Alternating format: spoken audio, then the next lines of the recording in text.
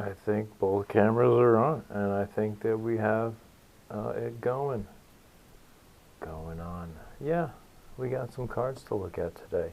We've got this card right here. We're taking a look at this mode card from the gnöd-möd deck. Yes, this video is brought to you today by the gnöd-möd deck. Yeah, it's brought to you by the thing that I'm demonstrating. Yes. I don't know why I'm trying to keep my voice down today. Let's see how it sounds in this video. I'm just going to try and keep my voice down. I don't know why. Yeah. That piano's so loud. Oh my word. Okay, I'm going to try and adjust the level. It's my first time making a video today. I don't even know. Okay, I need to explain this one, how it works. This is the octave card. It has several shapes. This is an octave, because no matter what note, oh, I found a mechanical pencil, how handy, No matter what note you take a look at and you say, oh, here's if I start with this is my do, this is do, re, mi, fa, sol, la, ti, do. Or maybe I start here as re, mi, fa, sol, la, ti, do, re. Or I can start here as mi, fa, sol, la, ti, do, re, mi. Or I can start here as fa, sol. Or I can start here as so, la, ti, do, re, mi, fa, so. Or I can start here as la. Okay, yeah, I should do it all. I might as well. La, I start here as la. It's like la, ti, do, re, mi, fa, so, la. Then I'll start here as ti, do, re, mi, fa, so, la, ti. Or I can start here like this is do again. Do, re, mi, fa, so, la, ti, do. And it's an octave. It gives you the same note, so that if I go to a keyboard piano and I play in reveal mode, octaves, essential, same note but different note but the same note, fundamental paradox. Why is life full of so many paradoxes? Oh. Anyway, let's work through this one. So what I'm going to do is I'm going to, now that I understand the concept of an octave, I'm going to take this and I'm going to, pick a card and add it to whatever I roll for any one of these cards. I happen to have the gnöd-möd deck on the keyboard. Just the gnöd cards, not the mode cards. The mode cards are over here. Over there on top of the camera, except for this one, this mode card. All right, putting that one aside. Let's take this one, give it a good shuff. Oh. Good shuff. Oh. Le shuff. Le shuff. Okay.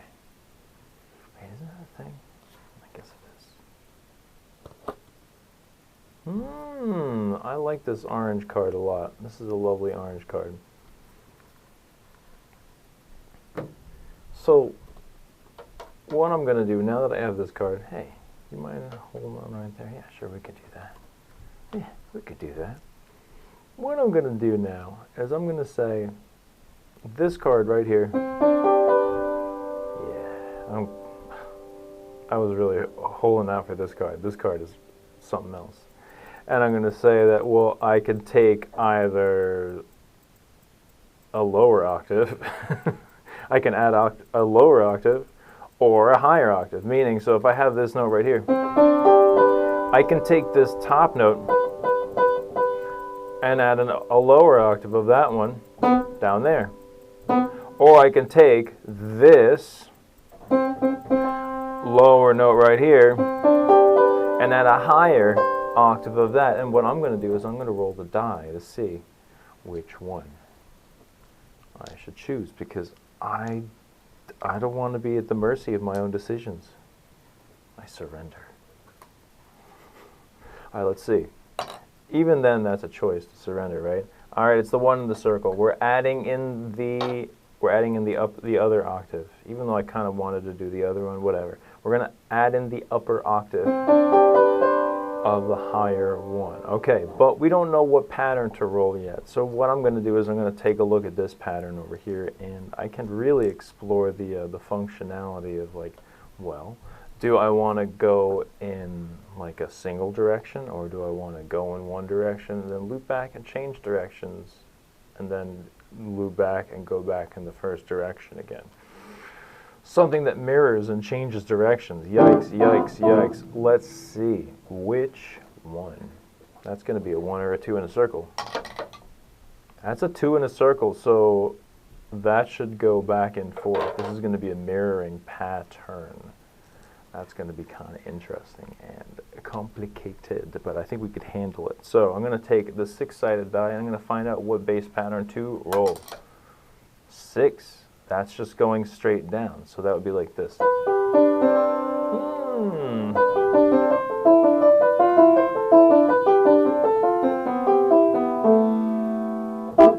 I like that unit. That's a good unit. All right, next things. Next, I want to see. Well, I don't need the other die. There's no need for the 11-sided die. But I want to know: do I want to start on the top note of this pattern, or do I want to start on one of the other 4 sides? So what I'm going to do is I'm going to look, because a tetrahedron has triangular sides to it, triangular faces, and there's 4 of them. You're going to notice that there's 4 little numbers in triangles. It goes 1 through 4 on this die right here. And let's figure, do I want to start on 1, 2, 3, or 4? There's the first, second, third, or fourth note in the pattern. Not in the scale, obviously, but in the pattern. Okay, here we go. First. No, wait, no. Fourth. Ooh, okay, so that's the pattern there. Except we have to go backwards and forward. So we have our starting note. Which note should I turn around on? I'm going to start figuring out. If I do this, this is now my new pattern right here. First, second, third, fourth note in order. I need to know which one am I going to turn around on. Oh, the fourth one. Okay, so like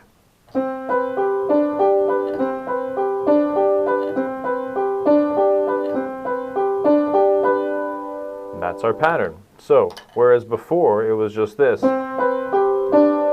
what I do is a little bit of a time reversal, and I say I'm going to come right back out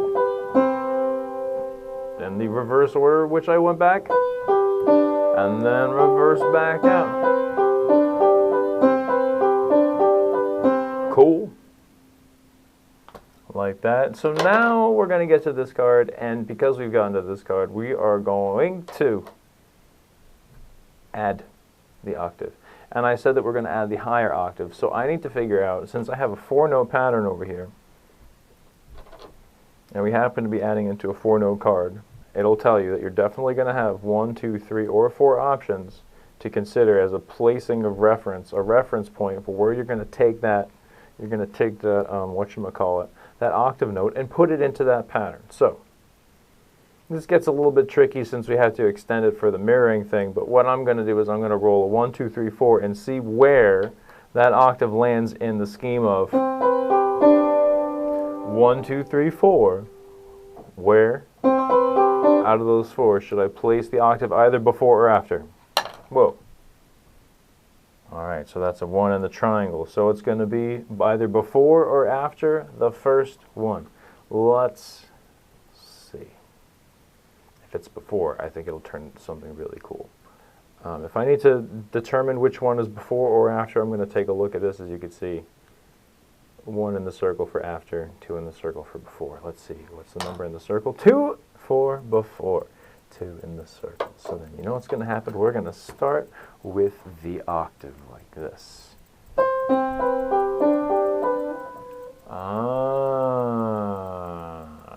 Yes.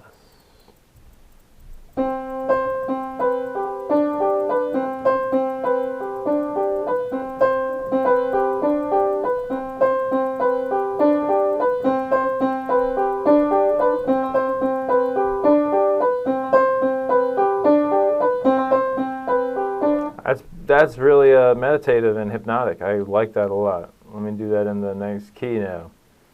Oops. Oh, oh, oh.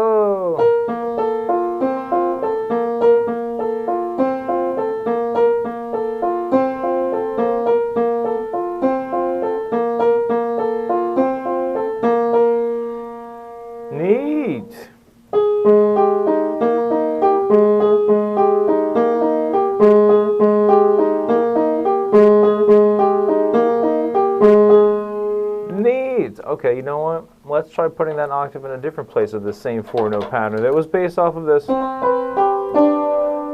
which we then extended to go back out. But because we had this note before all of those other notes, it all came together, so it sounded like this. Oops.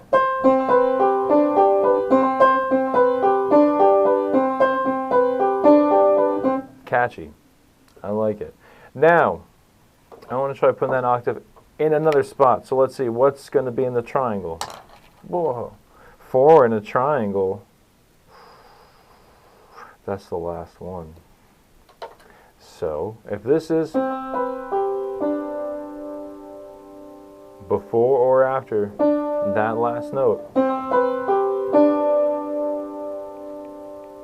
let's see.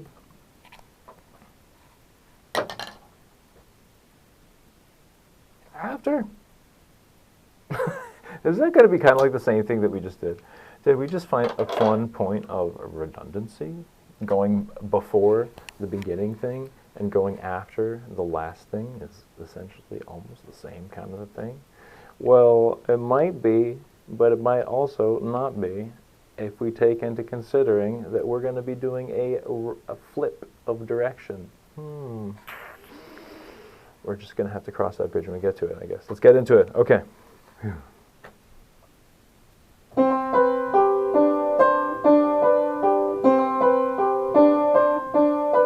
Ah, I was almost it. Hold on. That's really catchy. It's really catchy. But let's make it the thing that it is. Okay, here we go.